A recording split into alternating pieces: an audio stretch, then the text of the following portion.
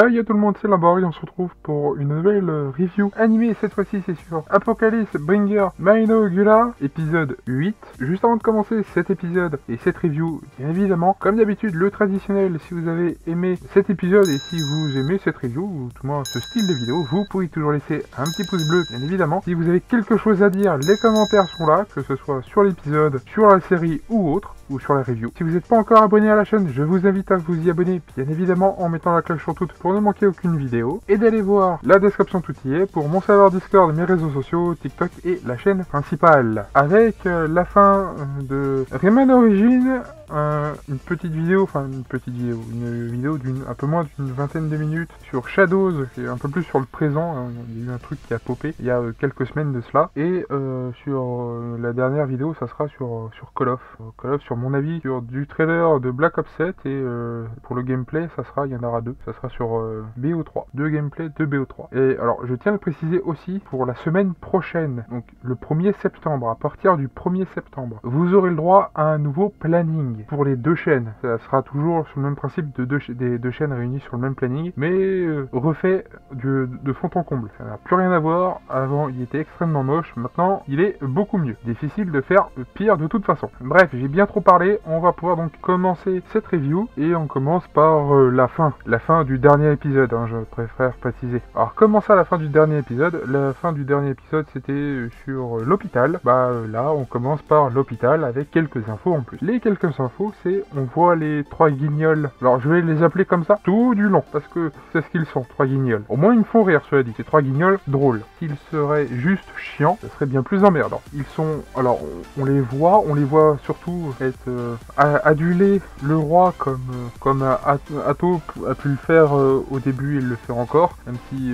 dans une certaine mesure ça reste quand même différent, c'est pas aussi extrême, voilà, je tiens à le préciser. Et ils vont recevoir comme premier ordre, puisque ça faisait apparemment un petit moment qu'ils les avaient invoqués, mais que ils servaient à rien en fait, globalement. Alors on va pas nous expliquer tout de suite leur capacité, ça sera en fin d'épisode, ce sera sur la fin de la review. Et dans un premier temps, pour leur première mission, c'est donc d'escorter les deux jumelles. Ça, ils l'ont très bien compris. Enquêter sur la ville en globalité et leur culture, etc., etc. Et surtout protéger les deux jumelles, chose qu'ils feront très bien. Un poil trop bien d'ailleurs. Et un poil trop aussi salissant, mais on y reviendra à la fin de la review. Et pour ça, ils vont recevoir une récompense. Une récompense chacun. C'est un nom. Alors pas le nom N-O-N, hein, un nom N-O-M. C'est un prénom. Oui, parce que... Alors, ils sont pas vraiment humains, je le préciserai aussi à la fin de la review, mais ils sont pas vraiment humains et ils adorent les humains. Et donc, ils vont recevoir un nom. Voilà. Ils sont très contents. Tous les trois. Et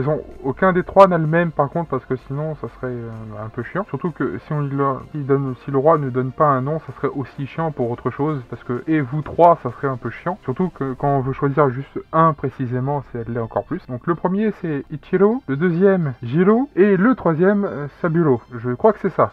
Alors, je ne suis pas complètement sûr, mais il me semble que c'est ça. Au pire des cas, vous pouvez toujours me corriger en commentaire, bien évidemment. Alors il y a l'une des deux jumelles, donc la plus âgée, la première des deux jumelles, est plutôt très contente. La deuxième, donc la plus jeune des deux jumelles, est plutôt très inquiète. En vue de leur comportement, c'est normal. Ils vont donc aller dans la ville en question, Dracoten, ou je ne sais plus quel nom, vraiment là je ne me rappelle vraiment pas, donc les commentaires sont là aussi pour ça. Alors, on voit, avant de les voir en ville, on voit surtout la maire de cette ville, qui se plaint parce qu'elle a trop de paperasse, au cas où, et qui est plutôt amusante. Et elle essaye de faire bonne figure devant les gens, mais derrière, elle se plaint, trop de paperasse, pas assez de temps, et surtout, tout ce qu'elle voulait, c'était se trouver un beau mec et être tranquille dans son coin, parce que c'est une elfe, et chez les elfes, c'est un peu trop étriqué comme façon de penser. Mais du coup, c'est pour ça qu'elle est partie. Du coup, elle se retrouve mère. Du coup, elle a plus de problèmes qu'autre chose. Et pas de beau mec. Elle va donc recevoir les deux jumelles et leur escorte. Alors, elle va un peu flipper au début, parce que ça reste quand même trois personnes plutôt importantes. Suffisamment importantes pour qu'elle se chie dessus. Pas littéralement, mais on n'est pas très loin. Elle leur fera d'ailleurs visiter la ville elle-même, afin d'éviter la paperasse. C'est uniquement pour ça. Par la suite, alors, dans la visite de la ville, elle a fait un stand. Celui-là, il est pas intéressant, vas-y on le passe. C'était un peu drôle. D'ailleurs, le commerçant en question était pas vraiment content. Je ne sais pas ce qui se passe entre ces deux-là, mais ils doivent pas beaucoup s'aimer.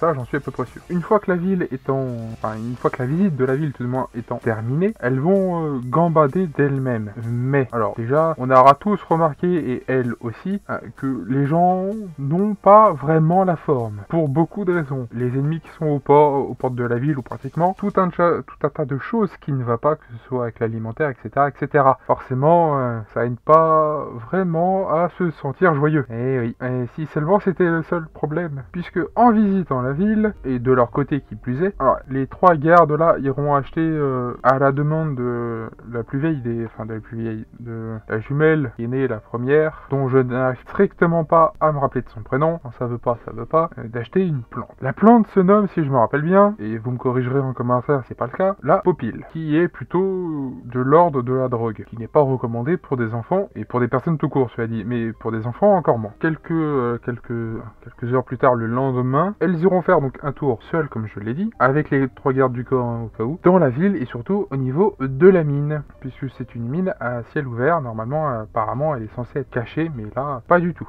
Et sur cette mine, on verra un type louche. Alors, ce type louche, là, il est vraiment louche au point de se dire, dès les premières secondes où on le voit, et qu'on le voit en gros plan, c'est encore pire, que ce type-là, on ne va pas lui faire confiance. C'est pas possible de lui faire confiance. Il essaiera de proposer un deal aux jumelles, vis-à-vis de leur pays, Minogula, donc par rapport à leur roi, de faire le commerce de cette plante. Je vous rappelle que c'est une drogue. Je vous rappelle que le type est louche. Vous commencez à comprendre? Je laisse faire parce que j'ai pas envie de m'expliquer. Elles doivent donc le rejoindre plusieurs heures plus tard, mais peut-être pas finalement. On les retrouve le lendemain avec la mère, puisque c'est la fin du séjour. Alors il y a une grande partie que j'ai skip, mais en gros c'est quand elles sont arrivées. La partie où j'ai skip, c'est quand elles sont arrivées, la mère et les jumelles ont commencé à discuter. Et par rapport à qu'est-ce qu'elle faisait là, c'était par rapport au porteur de canne qu'on a vu dans le dernier épisode, pour jouer avec lui. Alors on ne l'a pas vu de l'épisode, mais peu importe. Et également pour visiter la ville.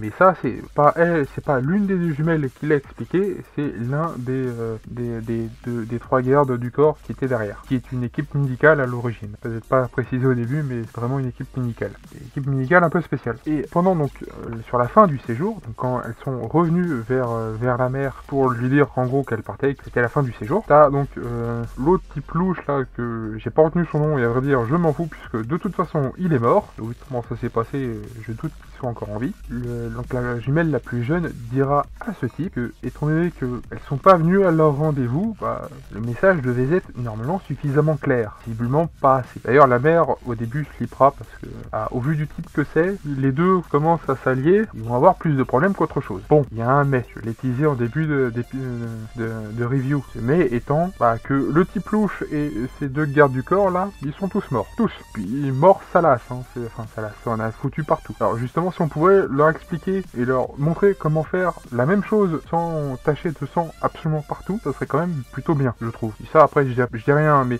je pense que ça serait quand même une bonne chose, parce que là, les vêtements de la mère, le plafond, les murs, le sol, absolument tout doit être nettoyé, et étant donné que c'est du sang, ça va être très joyeux à nettoyer. Et la mère aussi s'est pissée dessus, du coup. Elle a eu vraiment peur. Faut dire aussi que l'unité médicale, qui est donc leur garde du corps pendant cet épisode, il se peut qu'ils adorent peut-être un peu trop les humains. On les appelle les dépeceurs, enfin dépeceurs pour la peau. Ils dépecent. Dans le sens littéral, ils ont dépecé. Alors nous c'était un peu trop censuré à mon goût, c'est un peu dommage, on aurait aimé voir, mais voir ne serait-ce qu'un peu plus, parce qu'un peu trop censuré là pour le coup. Mais bon, c'est comme ça. En attendant, les 3 sont morts, comme je l'ai dit. Les 3 sont morts. La mère donc s'est pissée dessus à cause de la peur qu'elle a ressentie à ce moment-là. Même si à la fin les 3 clowns sont 3 clowns, donc du coup ils ont fait en sorte, sans le faire exprès bien évidemment, mais ils ont fait en sorte sans faire exprès de désarmer la situation en plaisantant et en disant qu'ils devraient se faire dessus aussi. Après tout, pourquoi